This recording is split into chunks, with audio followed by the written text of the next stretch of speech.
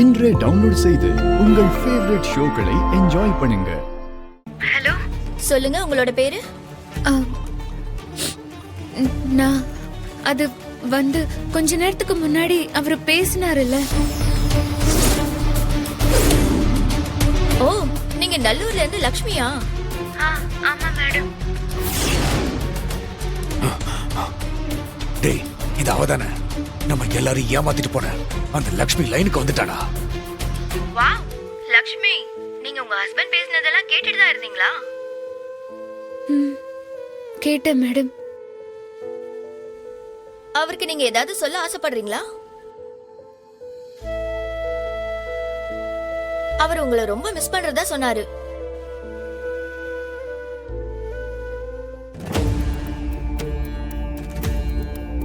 தயவு செஞ்சு இனிமே அவர் என்ன தேட வேண்டாம்.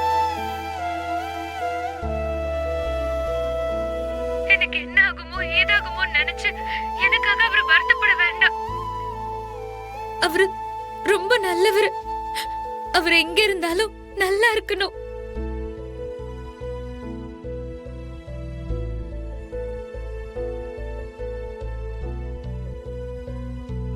ஐயோ லக்ஷ்மி, நீ ஏன் திரும்ப திரும்ப இப்படியே சொல்ற?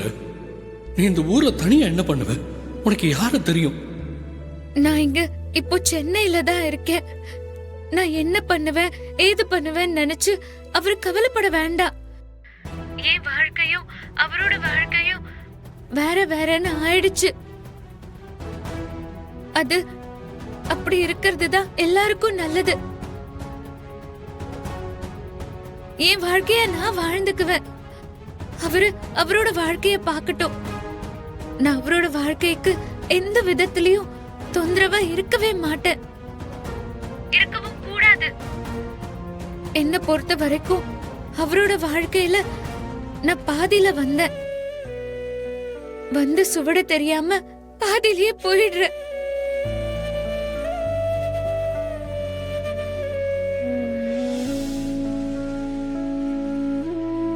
கடவுள் மாதிரி எனக்கு நடக்க இருந்த ஒரு பெரிய துரோகத்துல இருந்து என்ன காப்பாத்த வந்தாரு.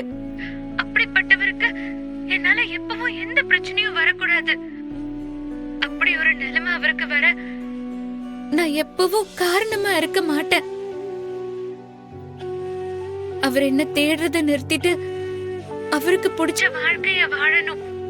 அதுதான் என்னோட ஆசை. அவரு சந்தோஷமா இருக்கணும். அவர் எனக்கு எந்த கெடுதலும் பண்ணல. உண்மைய சொல்லணும்னா என்ன கஷ்டத்துல இருந்து காப்பாத்த கடவுள் தான் அவரை என்கிட்ட அனுப்பி வச்சாரு. அவர் வந்த வேலை முடிஞ்சிருச்சு. இனி அவர் வழியில தான் போகணும். எங்க 2 பேரோட வாழ்க்கையும் வேற வேற பாதையில போறதுதான் நல்லது. இதனால அவருக்கு எந்த விதத்திலயும் சங்கடமோ குற்ற உணர்ச்சியோ அவருக்கு வேண்டாம். இது அவரு என் வாழ்க்கைய காப்பாத்தினதுக்கு நான் காட்டுற நன்றி கடன் தான். அவரோட நல்ல மனசுக்கு இனிமே அவருக்கு எல்லாமே நல்லதாதான் நடக்கும்.